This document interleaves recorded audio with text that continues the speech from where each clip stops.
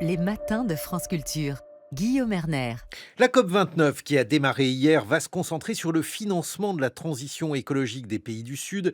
Il réclame 10 fois plus alors que les 100 milliards annuels promis jusqu'ici ont mis plus de 10 ans à être réglés. Pour en parler, nous sommes en compagnie de Marc-Antoine Elmazega. Bonjour, vous êtes directeur du Centre Énergie et Climat de l'IFRI, spécialiste des échanges gaziers entre la Russie, l'Ukraine et l'Union européenne. À côté de vous, Jean-Baptiste Fressoz, bonjour.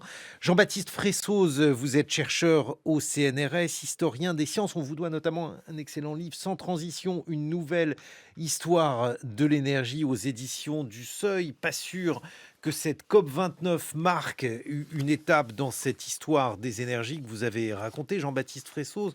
En revanche, ce qui est certain, c'est que la une des journaux aujourd'hui continue à nous faire frémir, puisque si je prends les Échos, par exemple, l'ONU a calculé que d'ici 2100, nous irions vers un réchauffement de 3,1 degrés. Bref, qu'est-ce qui change ces temps-ci, selon vous? Alors, c'est vrai que les COP sont devenus un petit peu le point de passage obligé des médias pour parler de climat, mais c'est vrai qu'on pourrait Ça nous permet de vous recevoir. et non, j'en suis vraiment très, très heureux, mais c'est vrai qu'on pourrait se demander si c'est nécessairement le bon point d'étape. Enfin, à propos de cette COP, il est certain qu'il y a quand même des enjeux importants de financement, enfin, de transfert financier des pays plutôt riches vers les pays pauvres. C'est un enjeu important pour les énergies renouvelables, parce que ce sont des énergies qui ont besoin de plus de capitaux au départ, et donc le taux d'intérêt est très important. Donc dans les pays où il y a moins de capitaux, c'est sûr que c'est important qu'il y ait ces flux financiers. Donc c'est pas pour dire qu'on discute absolument de queue de cerise, hein, c'est pas du tout ça que je voulais dire. Mais il est vrai que, disons, par exemple, quand on voit l'état, pour comprendre l'état du monde énergétique, enfin, les rapports de l'AIE, je pense, qui viennent de paraître, hein, il y a eu le dernier rapport qui est paru en octobre dernier, donne peut-être une meilleure compréhension de ce Ils qui se vous passe paraissent réellement. plus importants. Mais alors, qu'est-ce qu'ils contiennent en quelques mots, Et donc, Jean-Baptiste Fressoz? ce sont des rapports qui font un peu l'état du monde énergétique, où on en est de cette fameuse transition énergétique. Et le dernier rapport était pas particulièrement optimiste. Voilà, c'est ça qui m'a le plus impressionné. C'est-à-dire, on espérait que 2024 soit le pic du charbon, par exemple.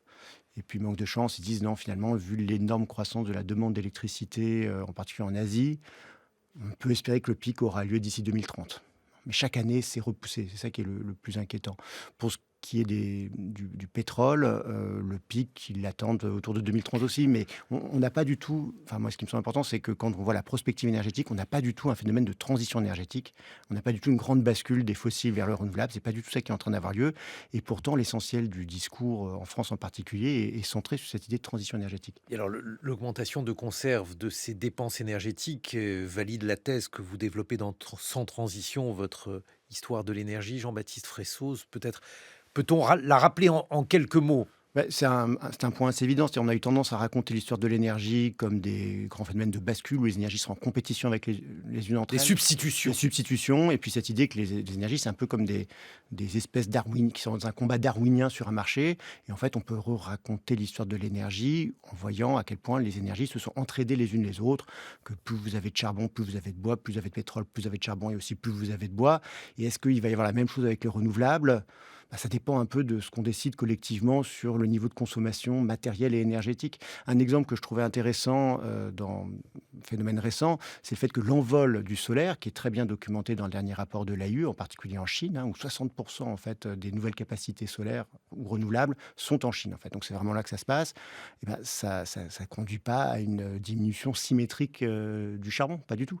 Et même on a des fois des Comment vous phénomènes... l'expliquez? Parce que, à l'origine, dans l'histoire que vous avez écrite, vous expliquiez par exemple que le bois venait dans les mines de Mhm. charbon pour faire des étais. Donc ça, Mhm. on le comprend. Mais aujourd'hui, Alors, aujourd'hui, ce qui se passe d'abord, c'est la croissance de la demande d'électricité en Chine, mais pas qu'en Chine en fait, mais qui joue un rôle absolument central. Et puis aussi, par exemple, pour le cas de la Chine, là, on a construit énormément de grands parcs énergétiques dans l'ouest de la Chine. Donc, ce sont des zones où on construit des panneaux solaires et des éoliennes. Sauf que l'électricité, elle est consommée dans l'est de la Chine, là où il y a l'essentiel de la population. Et donc, il faut construire des grandes lignes électriques pour alimenter l'électricité euh, des villes. c'est ces interconnexions qui coûtent très cher. Et donc, pour rentabiliser cet investissement considérable, on met aussi une centrale thermique à charbon à côté des panneaux solaires et des éoliennes, puisqu'en plus, il y a du charbon de surface relativement bon marché. Et ça permet d'optimiser en fait l'opération financière de ces grands parcs solaires et éoliens. Je crois que c'est un exemple, mais c'est pour bien faire comprendre que, en théorie, enfin, je veux dire, c'est pas forcément logique que l'expansion des renouvelables conduise à une diminution du charbon. Voilà. Ça obéit pas à une logique technologique. Marc-Antoine Elmazega, pourquoi ce choix de Bakou? Qu'est-ce qui aujourd'hui fait que les pays vont se réunir en Azerbaïdjan, qui est un pays producteur d'hydrocarbures? Alors, ils s'étaient déjà auparavant réunis en Égypte, ils s'étaient déjà réunis aux Émirats arabes unis l'année dernière, et c'est vrai que ça peut effectivement susciter des questions, mais je crois que c'est d'abord le reflet d'une réalité diplomatique. C'est que le monde tel qu'il faudrait qu'il soit est très loin des réalités qu'on observe aujourd'hui, et donc le monde des hydrocarbures reste omniprésent. La deuxième chose que cela reflète, c'est que eh bien, des pays comme la Russie parviennent encore à manœuvrer diplomatiquement de façon très habile dans les instances internationales. Ils sont extrêmement bons pour ça, pour finalement faire un travail de sape de l'Occident. Et la troisième chose que ça reflète, c'est que il n'y a pas beaucoup de pays aussi qui se précipitent pour organiser ce type de conférence. De surcroît, lorsqu'il n'y a pas beaucoup d'enjeux, en tout cas là, on est un peu dans une période intermédiaire. La vraie COP, la prochaine qui comptera vraiment, c'est celle de Belém au Brésil l'année prochaine. Pourquoi? Alors, on sera 10 ans après la signature de l'accord de Paris. Et l'accord de Paris, vous vous en souvenez, prévoyait que tous les 5 ans, les États se mettent autour de la table pour expliquer ce qu'ils ont fait, mais surtout pour expliquer quelles mesures supplémentaires ils comptent prendre pour renforcer encore progressivement leur action. Et donc, on arrivera à ce moment de bascule. Donc ça, c'est la première chose. Et la deuxième chose, c'est qu'on aura le Brésil, qui est un pays qui a une diplomatie très développée, qui a des enjeux de biodiversité absolument majeurs, puisque c'est l'Amazonie notamment, tout l'enjeu des puits de carbone. Et puis, c'est évidemment une grande puissance et du G20 et des BRICS. Et donc, cette COP-là comptera évidemment beaucoup plus. Jean-Baptiste Fressoz, l'accord de Paris? Alors, moi, ce qui me frappe, c'est qu'on se focalise sur le fait que l'Azerbaïdjan est un producteur de pétrole, le Qatar est effectivement un État pétrolier, etc. Mais en fait, l'Angleterre, le Royaume-Uni, qui avait accueilli la COP précédente, et aussi produit plus de pétrole et de gaz que l'Azerbaïdjan, par exemple. Et le Brésil est un très, très gros producteur de pétrole et de gaz. Donc, c'est vrai qu'on a tendance un peu à stigmatiser. Je crois que là, l'enjeu central, c'est plutôt la question des droits humains, le nettoyage ethnique dans le Haut-Karabakh. C'est ça les vraies questions, il me semble, bien au-delà du fait que ça se passe dans un État pétrolier, d'autant plus que l'Azerbaïdjan exporte l'essentiel de sa production de pétrole et de gaz, et elle l'exporte où? Elle l'exporte chez nous. Donc tout ça me semblerait un peu hypocrite de pointer du doigt le fait que ça se passe dans un État pétrolier, effectivement. Alors, cette COP, on dit qu'elle n'est pas très importante, et on dit à l'inverse, l'accord de Paris était fondamental. Et alors c'est vrai que c'est vraiment bien que les États s'engagent comme ça à rester en dessous de 2 degrés, si possible 1,5 degré Celsius en 2100. Et en même temps, il faut relire en fait la presse juste après l'accord de Paris. Alors en France, la presse était très très positive. Il y avait vraiment eu un battage médiatique autour du succès, mais dans plein d'autres pays, ce n'était pas du tout ça en fait le ressenti. Et aussi parmi les scientifiques, parce que cet accord de Paris, il reposait sur des technologies qui n'existaient pas. Je crois que c'est vraiment ça la chose problématique et à retenir. Ça reposait sur notre capacité, après 2050, à capter énormément de CO2 à travers tout un tas de dispositifs technologiques très compliqués, très chers et très polluants.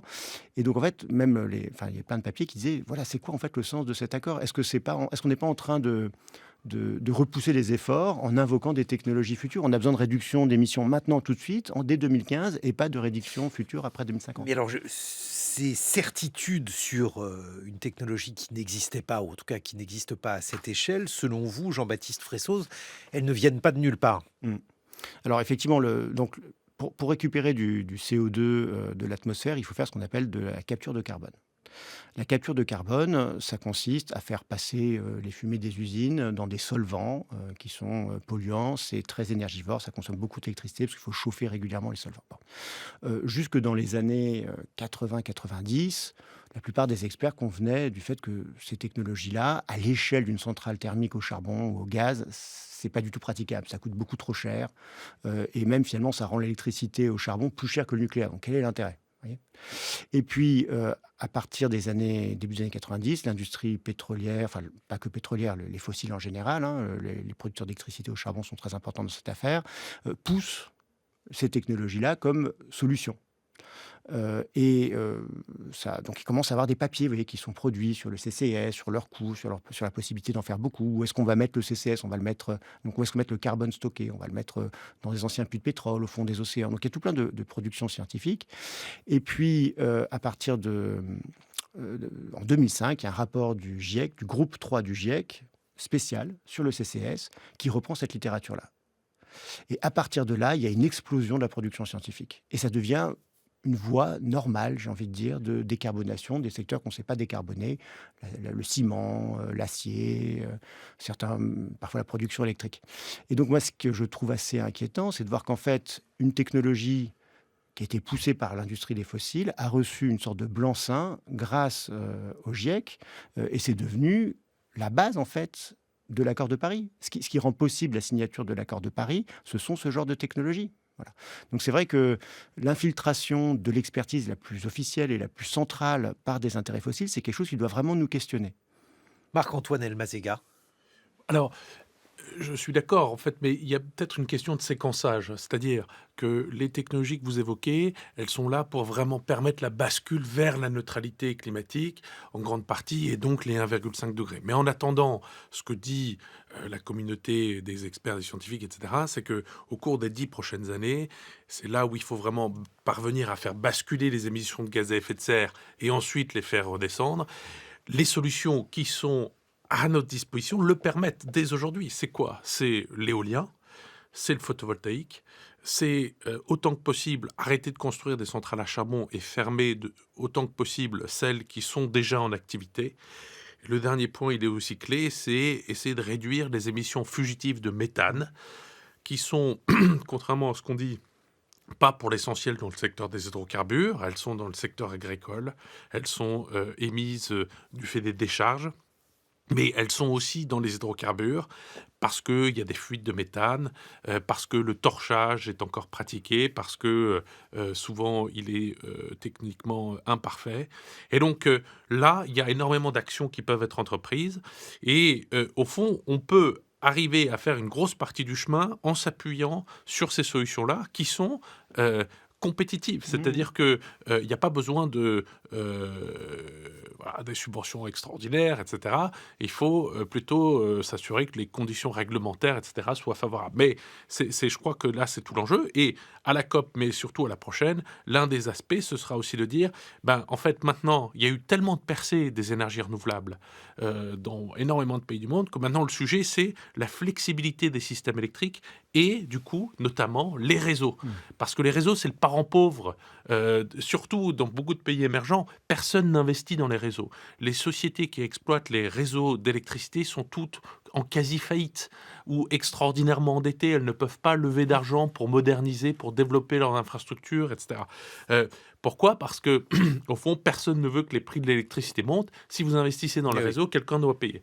Or, on est dans un monde, malheureusement, aujourd'hui, où les États font le choix des dépenses militaires plutôt que des dépenses dans les réseaux. On n'a jamais eu autant de dépenses militaires dans le monde.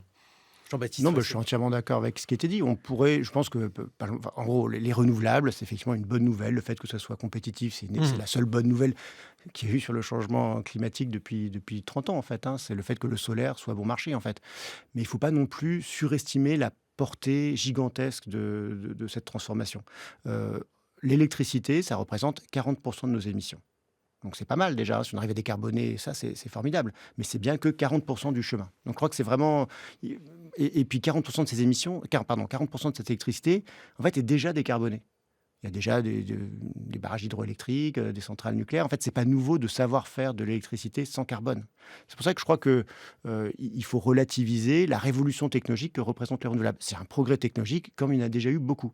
Et là, si je peux me permettre de donner un exemple historique, quand on passe au début du XXe siècle des machines à vapeur aux moteurs électriques, on divise par 10 l'intensité carbone de la force industrielle. De nos jours, quand on passe d'une centrale à gaz à un champ de panneaux photovoltaïques, on divise par 10 l'intensité carbone de l'électricité. Donc des transformations technologiques, il y en a déjà eu beaucoup par le passé, on a beaucoup innové par le passé, et pour autant les émissions n'ont fait que croître. Voilà.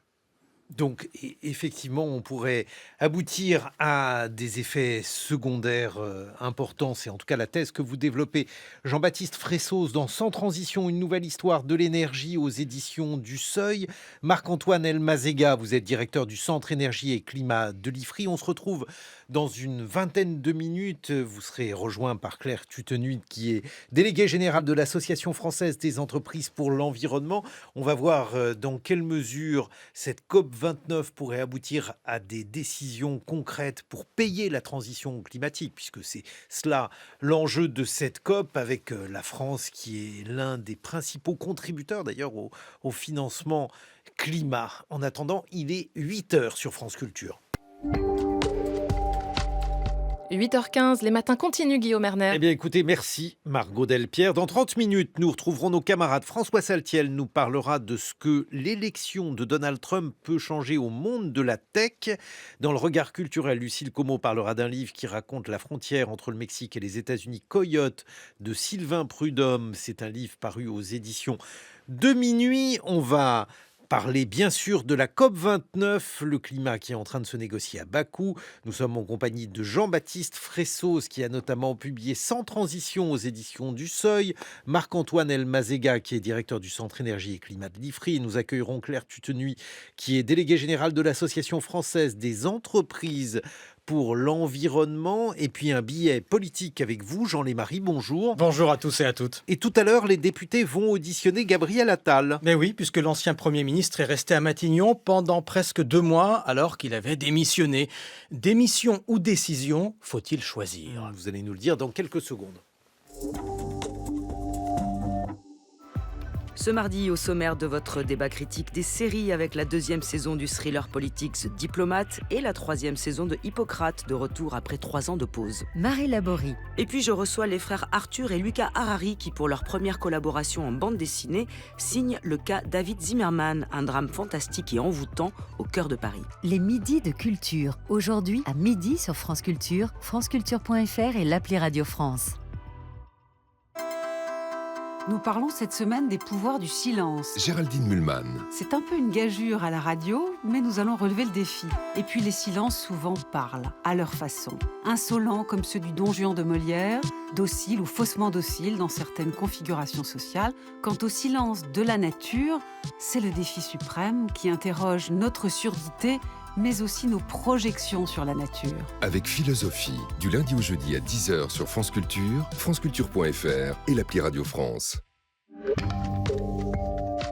Les matins de France Culture. Guillaume Erner. Le billet politique, Jean Lémarie. Démission ou décision, faut-il choisir ? Un Premier ministre sur le grill, un ancien Premier ministre, mais un ancien Premier ministre démissionnaire, Guillaume, mais qui a pris des décisions quand même, puisqu'il était encore à Matignon, tout en étant redevenu député. Et avec un gouvernement qui continuait à gouverner, mais pas vraiment, puisqu'il avait démissionné lui aussi. Vous êtes perdu ? C'est normal. Ça a duré comme ça près de 2 mois, le long feuilleton de l'été dernier après les législatives. Le 16 juillet, démission du gouvernement Attal. Le 5 septembre, nomination de Michel Barnier. Entre les deux, quoi ? Le gouvernement démissionnaire a-t-il outrepassé son rôle ? A-t-il pris trop de décisions ou a-t-il seulement géré les affaires courantes ? Cet après-midi, des députés vont auditionner Gabriel Attal. Demain, ils entendront Gérald Darmanin et Amélie Oudéa-Castéra. Au Parlement, on appelle cela une mission flash, pour y voir plus clair. 2 élus à la manœuvre, le macroniste Stéphane Mazard et l'écologiste Léa Balage-Elmariki. Pour la députée de Paris, une question de principe. Le camp présidentiel avait perdu les élections. Le gouvernement a pris des décisions sans légitimité démocratique ni contrôle parlementaire, je la cite. Puisqu'il avait démissionné, il ne pouvait pas être renversé. Bon, mais le gouvernement a-t-il pris des décisions importantes cet été ? Il a surtout géré les affaires courantes, il a assuré la continuité de l'État pendant les Jeux Olympiques, mais plus le temps passait, plus il a pris des décisions forcément et plus il a fait des choix. 2 exemples seulement, l'éducation nationale et le budget. Le 27 août, La ministre de l'Éducation, Nicole Belloubet, donnait sa conférence de presse de rentrée, moment lunaire. La ministre affichait ses priorités, par exemple les détails des fameux groupes de niveau ou groupes de besoins au collège, tout en expliquant qu'elle était prête à aller cueillir des champignons à l'automne. Ministre en sursis, encore là, est déjà parti. Et puis le budget, bien sûr. Sujet majeur, les finances publiques sont très dégradées, l'exécutif pointé du doigt. Cet été, le gouvernement démissionnaire a posé les bases du futur budget. Il a fait des choix, tout en précisant que ces décisions étaient provisoires, dans l'attente d'une nouvelle équipe. Était-il légitime ? Plus étrange encore, les députés ministres. Cet été, après les législatives, 17 ministres démissionnaires ont siégé à l'Assemblée. Membres du gouvernement et membres du Parlement. Au Palais Bourbon, ils ont participé à des votes importants, notamment l'élection de la présidente, Yaël Braun-Pivet. Où est passée la séparation des pouvoirs ? Là-dessus, la Constitution est claire, c'est l'article 23. On ne peut pas être à la fois ministre et parlementaire. Mais quand il s'agit d'un gouvernement démissionnaire, quelle est la règle ? Les spécialistes de la Constitution sont divisés. Face à l'opinion, en tout cas, cette situation, clairement, pose un problème, surtout quand elle dure. Bon, mais un problème politique ou juridique ? Les deux. Rappelez-vous l'ambiance au début de l'été. La gauche qui revendiquait Matignon, après être arrivé en tête des législatives, son ambition de former un gouvernement, le refus d'Emmanuel Macron. Dans ces conditions, une équipe sortante qui s'éternise, ça ne pouvait pas bien se passer. L'opposition réclame des comptes. Il faut que les règles soient beaucoup plus claires. Pour l'avenir, d'ailleurs, c'est un des buts de cette mission Flash. Quelle est la marge de manœuvre d'une équipe qui vient de démissionner et qui n'a pas été remplacée ? Le gouvernement actuel est fragile, il pourrait bien se retrouver dans la même position que le précédent. Et n'oublions pas encore une fois l'état de l'opinion, la défiance dans l'opinion. La dissolution et les législatives ont laissé des traces. Chez beaucoup d'électeurs, une amertume, notamment à gauche et au RN. Le sentiment que les leçons du vote n'ont pas été tirées ou mal tirées, que les mêmes dirigeants sont restés au pouvoir, et c'est vrai, en partie. Reste aussi cette impression diffuse que la démocratie ne fonctionne pas bien. Ce flottement, cette confusion n'arrange rien. Merci beaucoup, Jean Lémarie, pour ce billet politique. 6h30, 9h, les matins de France Culture. Guillaume Erner. Retour sur la COP29 avec un volet essentiellement financier, puisqu'il s'agit de savoir comment les différents pays vont financer à la fois la transition énergétique, mais aussi comment ceux-ci vont pouvoir contribuer aux aides aux pays en développement pour investir en faveur du climat. Et si je prends ces aides, eh bien celles-ci sont particulièrement importantes du point de vue donc financier pour les États-Unis en premier, puisque ceux-ci versent 14 milliards, l'Allemagne 14 milliards également, le Japon un tout petit peu moins, et la France est à 11 milliards de contributions. Donc on voit à quel niveau nous sommes dans ce contexte-là. Nous sommes en compagnie de Marc-Antoine Elmazega, directeur du Centre Énergie et Climat de l'IFRI. Nous accueillons Claire Tutenuy. Bonjour, vous êtes déléguée générale de l'Association française des entreprises pour l'environnement, mais aussi avec Jean-Baptiste Fressoz, chercheur au CNRS. On vous doit Sans transition aux éditions du Seuil. On vient d'entendre Jean Lémarie pour son billet politique. Moi, j'aimerais vous entendre, Jean-Baptiste Fressoz, sur l'élection de Donald Trump et plus précisément encore par rapport à ce contexte de réchauffement climatique, un réchauffement climatique qui frappe les États-Unis avec des catastrophes climatiques qui ont égrené d'ailleurs cette campagne présidentielle. Et pourtant, le climato-scepticisme a trouvé son candidat en la personne de Donald Trump. Comment expliquez-vous cela ? Alors, une des raisons, c'est sans doute le financement de campagnes climato-sceptiques par des entreprises pétrolières. Ça a joué un rôle important aux États-Unis depuis maintenant. Ça remonte aux années 90 quand même. Mais le plus troublant, et je crois que je n'ai pas d'explication, mais c'est le fait que malgré les catastrophes, le climato-scepticisme perdure et même parfois se renforce. Oui, il s'est servi de cela. Voilà, Donald il y a Trump. des articles qui montrent que les victimes des catastrophes climatiques, dont la probabilité a augmenté à cause du changement climatique, donc, peuvent devenir climato-sceptiques. Et on va même trouver plein d'autres raisons que le changement climatique pour expliquer la catastrophe. C'était aussi le cas en Espagne d'ailleurs, hein, c'est pas que propre aux États-Unis, mais à Valence, on a dit ah oui, c'est parce qu'on n'a pas bien curé les canaux, etc. En Australie, il y avait eu des grands incendies il y a quelques années, et on a dit oui, c'est parce qu'on n'avait pas fait les feux préventifs qu'il faut faire à cause des écologistes. Ce qui est marrant, c'est que c'est toujours la faute des écologistes quand il y a la catastrophe. Donc, je crois que effectivement, l'espoir qu'il y aurait une sorte de pédagogie de la catastrophe, et ça, je crois que c'est vraiment un phénomène inquiétant de ces dernières années, et démenti un peu par ce qui s'est passé. Mais là aussi, je ne sais pas s'il y a eu une explication à portée de main, Jean-Baptiste Fressos, mais le climato-scepticisme me paraît extrêmement faible en France. Est-ce qu'on a une idée là aussi? Est-ce que, je ne sais pas, la pédagogie, le système éducatif a été plus... Alors, je crois qu'il est faible dans les médias, mais sur les réseaux sociaux, il est quand même encore présent. Il y a aussi des études assez récentes là-dessus, sur le fait qu'il y a encore dans les réseaux sociaux une grande activité en fait, des lobbies, de discours climato-sceptiques. Ce qui est assez surprenant en France, c'est que, a priori, ça n'a pas été financé par des entreprises pétrolières ou fossiles. Et le plus grand climato-sceptique français, le plus célèbre, c'était Claude Allègre, qui, à notre connaissance, n'avait absolument rien à voir avec... il était géologue, mais a priori, il n'était pas du tout financé par des lobbies pétroliers. Donc, c'était plutôt, en fait, des aspects rivalité scientifique, un peu un ego démesuré, etc. C'est pas du tout, disons, des intérêts fossiles. Donc, je n'ai pas d'explication sur cette résurgence du climato-scepticisme aux États-Unis. J'en suis vraiment confus et désolé. Claire Tutenuy, vous êtes déléguée générale de l'Association française des entreprises pour l'environnement. Il y a un volet essentiellement financier dans cette COP pour donc tenter de contribuer au financement de la transition climatique et puis pour aider les pays du Sud. À cet égard, qu'est-ce que l'on peut attendre de cette réunion ? Alors, on attend qu'un article de l'accord de Paris, donc accord de Paris de 2015, trouve ses modalités d'application. C'est l'article 6 et c'est un article qui règle les modalités selon lesquelles des opérations de réduction des émissions de gaz à effet de serre ou d'absorption de gaz carbonique dans un pays peuvent bénéficier à un tiers, soit une entreprise étrangère, dans le cadre d'un crédit carbone qu'elle va payer pour avoir et pour réduire sa propre empreinte effectivement, en plantant des arbres pour compenser ses émissions, soit avec des échanges entre pays, puisque tous les pays ont pris des engagements de réduire leur empreinte carbone, leurs émissions de carbone. Comment se situe la France, qui est donc, je le rappelle, un contributeur très important dans ce contexte-là ? La France se situe très bien, puisqu'effectivement, elle, en tant que porteuse de l'accord de Paris, et c'est peut-être une des raisons d'un relativement faible climato-scepticisme, c'est que la population française a porté l'accord de Paris, et les entreprises également. Donc, bien sûr, les entreprises françaises internationales sont intéressées par ces mécanismes, comme toutes d'ailleurs. Mais le contexte européen est un peu particulier puisqu'on a un marché des quotas en Europe, alors qu'il n'y en a pas dans d'autres pays.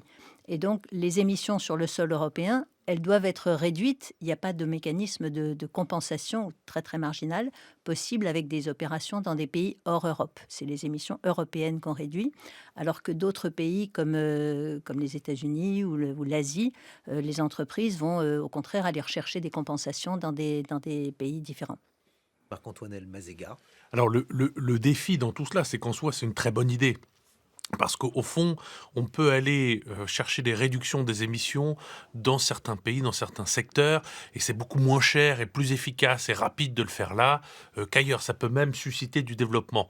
Donc c'est une très bonne chose. Maintenant, le problème, c'est quoi ? C'est si vous êtes une grande entreprise ou un État, vous dites, parfait, moi je vais replanter de la forêt, ça coûte 5 € la tonne, et du coup, je ne fais rien. Je ne décarbone pas ou je fais le minimum. Évidemment, on voit le problème. Et c'est quand même... on sourit, mais malheureusement, c'est encore un réflexe que certains voudraient systématiser. Et par contre, il y a dans ces projets-là des vraies bonnes idées. Par exemple, alors la forêt, c'est discutable, mais l'une des bonnes idées, c'est de dire il y a encore énormément de cuisson dans le monde, notamment en Afrique subsaharienne, qui se fait avec du bois. Et ça crée des problèmes pour l'environnement, ça crée des problèmes évidemment de déforestation pour la santé. Et donc, si on finançait le passage à une cuisson dite propre avec soit des autocuiseurs électriques, soit par exemple un gaz qui s'appelle le LPG, eh bien on sait exactement de combien on réduit les émissions, on sait exactement de combien on améliore la santé. Donc là, il y a un premier exemple. Deuxième exemple, par exemple, celui des décharges. Vous savez qu'il y a énormément, j'évoquais ça tout à l'heure, il y a énormément d'émissions fugitives de méthane qui proviennent des décharges. Et donc, dans les pays émergents, vous avez des décharges gigantesques. Donc, l'idée, c'est quoi? C'est de dire, on sait mesurer ces émissions-là. Le méthane, c'est 80 fois pire que le CO2 en termes de pouvoir de réchauffement sur une durée de 20 ans. Or, le sujet, là, c'est les prochaines années. Donc, on couvre ces décharges, on capte ce méthane. Alors, c'est facile à dire, mais évidemment, c'est plus compliqué parce qu'en plus, il y a plein de gens qui vivent sur ces décharges, etc., qui y travaillent. Mais cela dit, ça, on sait exactement combien ça coûte, on sait le mesurer, et ça pourrait être financé par des entreprises ou des États, par exemple en Occident ou ailleurs, parce qu'évidemment, dans ces pays émergents, personne n'est capable de payer ce que ça coûterait d'éviter ces fuites de méthane. Claire Tutenuy. Oui, on peut aussi imaginer des opérations où on va réduire, fermer des centrales à charbon ou les convertir, et ça peut créer des réductions d'émissions significatives. Donc il y a, bien sûr, il y a des choses très diffuses. Et puis le dernier grand sujet, c'est la restauration de forêts dégradées, où on restaure des forêts, on les remet en culture, et là on développe des absorptions de carbone. Ce qui suppose d'avoir beaucoup de place, c'est des grandes surfaces, mais c'est important de restaurer ce potentiel d'absorption qui continue à réduire. Et donc il y a des marchés intéressants. Comment vous percevez ces mesures possibles, Jean-Baptiste Fressoz? Alors moi, j'ai un regard un peu d'historien sur ces choses-là. Ce qui me frappe, c'est que l'idée qu'on va continuer à émettre dans les pays riches et puis on va dire aux pays pauvres de ne pas couper leurs forêts, quitte à leur donner un peu d'argent, ça vient vraiment des États-Unis, des producteurs d'électricité au charbon à la fin des années 1980. Donc il y a vraiment une origine assez facile à remarquer. L'autre point aussi, c'est que effectivement, aller planter des arbres, l'arbre, il met du temps à pousser. Là, maintenant, les objectifs climatiques sont tellement proches que la tonne qui sera stockée dans 20 ans, elle ne nous permet pas d'accomplir tout de suite nos réductions. Donc, il y a aussi ce problème-là. Les forêts qui sont plantées, enfin, ce ne sont pas des forêts, ce sont des plantations, sont très vulnérables donc, aux incendies, aux tempêtes, aux parasites, parce que c'est des choses qui sont assez homogènes en termes de biologique, quoi. Et donc, il y a eu vraiment des immenses incendies dans des plantations qui étaient censées faire du crédit carbone. Et puis, l'autre problème aussi, c'est que si on plante plein de forêts, ça fait de la compétition pour l'espace, pour la production agricole. Or, on a une population qui croît, qui mange de plus en plus de viande, donc ça pose tout plein de questions de ce type-là. Donc j'ai peur qu'effectivement, on parlait du climato-scepticisme il y a quelques minutes. Le climato-scepticisme, c'est vrai que c'est un peu bête, parce que maintenant tout le monde a bien conscience qu'il y a du changement climatique, donc ça fonctionne qu'un certain temps. Mais en fait, on a plein d'autres façons, si vous voulez, de continuer comme avant. Et je pense que pas mal de choses dont on a discuté à l'instant, ces mécanismes de développement propre, de crédit carbone, etc., on joue un rôle assez similaire. Quand on continue comme avant... C'est quoi? Ça relève du technosolutionnisme? Ce qui est marrant, c'est qu'en fait, je me suis pas mal intéressé à ça. Au début, le technosolutionnisme était très nucléaire. Ce qui allait nous sauver, c'était le surgénérateur nucléaire dans les années 70, dans les années 80 encore. Et maintenant, ce qui nous sauve, ce que les économistes appellent la backstop technology. C'est dans le modèle, le filet de sécurité technologique. La technologie qui est zéro carbone. Maintenant, la technologie zéro carbone, on est retourné à l'arbre. Donc ça, c'est quelque chose d'assez amusant d'un point de vue d'histoire des techniques. C'est que maintenant, ce fameux filet de sécurité technologique, ce sont ce dont on a parlé à l'instant, les émissions négatives, les plantations d'arbres, l'énergie de la biomasse, etc. Donc en fait, il y a une sorte de régression technologique dans le futurisme technologique qui est assez troublante. Claire Tutenuy. Oui, il y a quand même besoin d'innovation et de technologie. En vérité, il y a besoin de toutes les solutions. On a un problème qui est d'une telle ampleur qu'on a besoin absolument de tout, au point que le secteur pétrolier a pris des initiatives assez technologiques pour dire, on va déjà commencer par réduire les fuites de méthane des installations de production de gaz et de pétrole. Il y a un certain nombre quand on extrait et qu'on ne fait pas très attention, on peut avoir des fuites de méthane significatives. Donc, Total Energy a pris une initiative pour créer une coalition pour que les exploitants de pétrole et de gaz, au moins, réduisent leurs émissions de méthane dans l'air. Le brûlent pour faire du CO2 et non pas du méthane. Mais on a aussi besoin d'innovation et de technologie pour faire de l'économie circulaire, pour économiser les matériaux, pour faire de l'efficacité énergétique. Et toutes ces opérations, pour faire de l'électrification évidemment, et toutes ces l'isolation des bâtiments. Donc on a besoin de toutes ces solutions. Et on n'a pas, bien sûr, la technologie ne fera pas tout, mais on en a besoin beaucoup, et y compris d'investissement. Et justement, à cet égard, Marc-Antoine Elmazega, comment peut-on imaginer les choses? Alors, côté investissement dans le monde, il y a quand même une tendance forte, nette, et dont il faut se réjouir, c'est que la part des investissements dans les technologies bas carbone à l'échelle mondiale, celle-là dépasse désormais très très largement les investissements qui demeurent dans les hydrocarbures, et la tendance est haussière. Alors, ce qu'il faut regretter, c'est que le mouvement est insuffisamment fort. En réalité, il faudrait le double. Il faudrait qu'on double le rythme d'investissement et très probablement ensuite qu'on l'augmente encore davantage. Et ça, pas dans 10 ans, mais en fait très très rapidement, j'allais dire hier.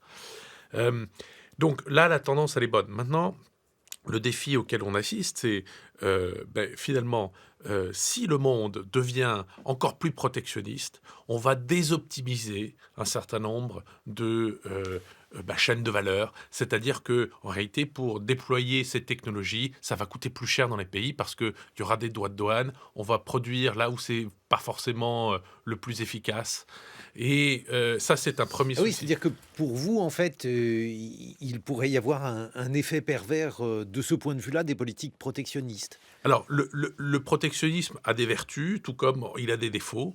Et là, je crains que, vu les urgences et vu les montants dont on parle, ça risque malheureusement de ralentir l'effort. Alors, là où il a des vertus, c'est que un des grands enjeux auxquels on est confronté actuellement, c'est que on ne peut pas aller à l'optimisation à outrance, puisque un certain nombre de nos fournisseurs sont aussi des rivaux, voire des ennemis.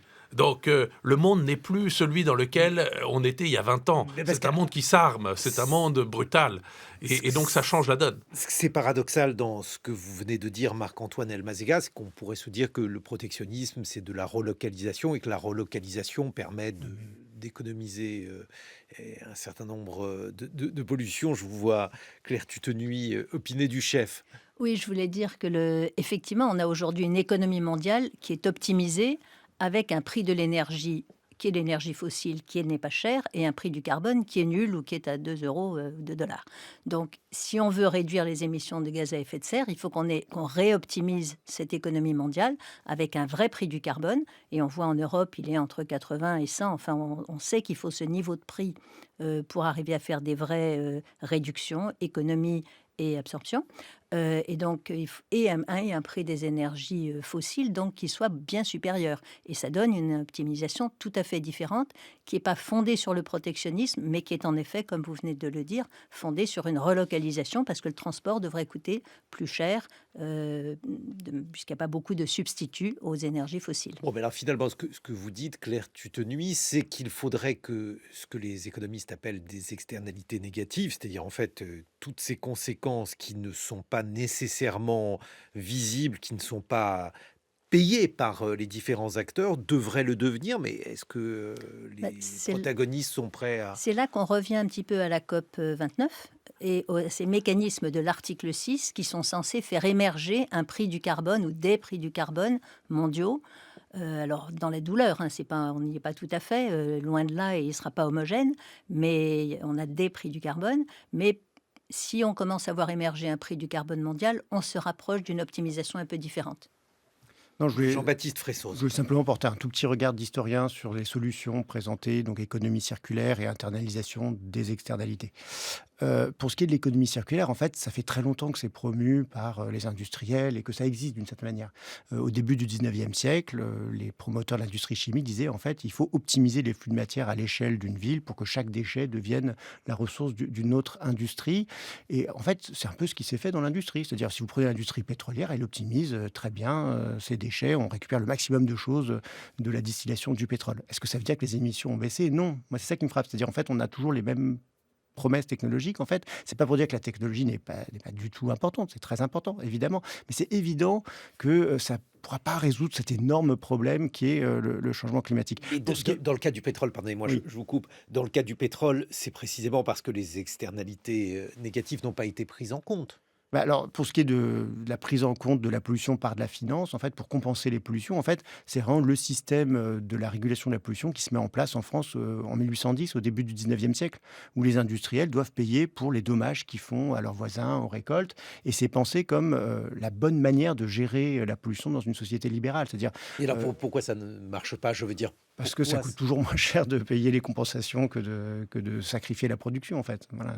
donc les prix ne sont pas suffisamment élevés. Et s'ils étaient suffisamment élevés, en fait, on produirait peut-être plus, en fait. Donc ça poserait aussi tout plein de problèmes. Donc, Il faudrait faire des calculs d'optimum comme le Non, font les ce économistes. que je veux dire, c'est que souvent, beaucoup de solutions qui sont inventées dans le discours dans les années 70. C'est-à-dire, au milieu des années 70, il y a l'OCDE qui dit on a trouvé la solution, on va internaliser les externalités, on va faire le principe du pollueur-payeur. En fait, ce qui m'avait frappé quand j'avais vu ça, c'est à quel point en fait, ce principe du pollueur-payeur, il est avec nous depuis le début de l'industrialisation, depuis le début du 19e siècle. On n'a pas découvert soudainement une sorte de martingale économique. Bon, mais ce n'est pas parce que le principe est ancien que dès l'origine, il est à son optimum.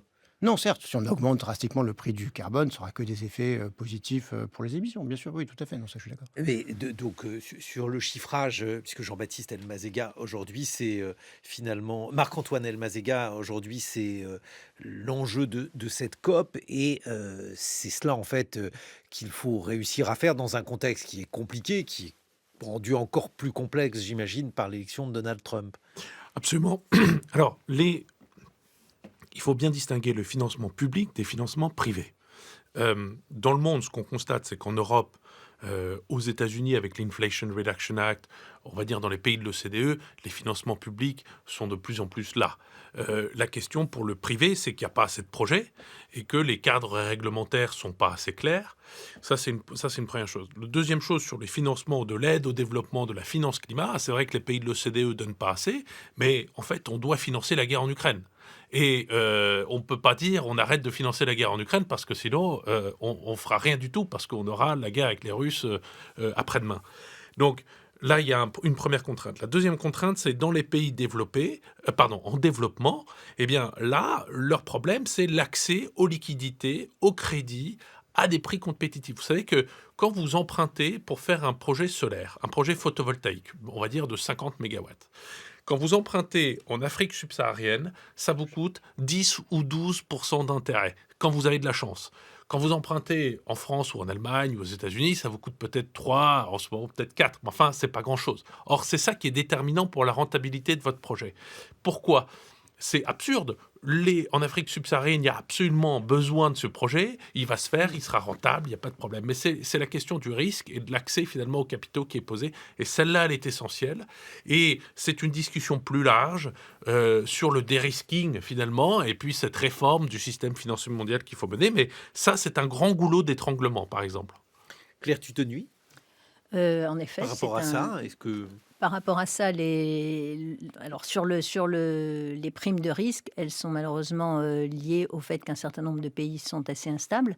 Donc c'est vrai que techniquement ça va marcher, mais il y aura un autre problème. Mais il peut y avoir d'autres insécurités politiques ou instabilités. Donc, effectivement, pour l'investisseur, c'est compliqué.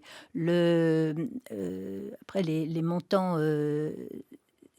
Voilà, c'est un petit peu comme disait Jean-Baptiste Fressos tout à l'heure, on dit que c'est la faute de l'écologie. Là, on doit financer l'Ukraine et on réduit les dépenses d'environnement, alors qu'on pourrait réduire éventuellement d'autres dépenses et pas systématiquement d'abord les dépenses d'environnement. Ce qu'il faut comprendre, c'est qu'on n'a pas le choix. On parle d'habitabilité de la planète quand même. Enfin... Un mot de conclusion, Jean-Baptiste Fressos. Moi, ce qui me frappe, c'est dans la discussion même l'expertise autour du climat, on va regarder comment on va absolument tout décarboner dans l'économie mondiale d'ici 2050 jusqu'à 2070. Absolument tous les secteurs. Je pense que ça relève vraiment de l'utopie technologique. Il y a plein de secteurs qu'on ne saura pas décarboner. On pourrait les lister là.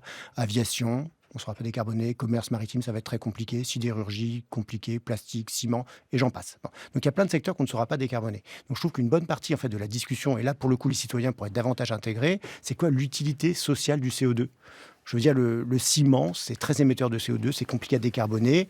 Des fois, c'est très utile pour faire des réseaux d'adduction dans le monde pauvre. Des fois, c'est parfaitement inutile, faire une nouvelle autoroute en France, construire des gratte-ciel à Manhattan. Et je crois que c'est cette discussion qu'il faudrait qu'on ait, démocratiquement, politiquement. Où est-ce qu'on choisit d'investir le CO2 qu'on va encore émettre?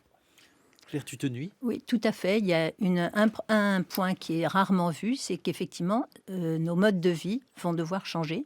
Comme dans le sens que donne Jean-Baptiste Fressoz, mais cette explication, c'est pas de la technologie toute seule, c'est pas les pouvoirs publics tout seuls qui vont le faire, ni même ensemble. Le consommateur va avoir besoin, on a besoin que l'ensemble des modes de vie des pays développés et des autres qui aspirent changent. Et enfin, le dernier mot, Marc-Antoine Elmazéga. Oui, j'aime beaucoup cette idée de priorisation.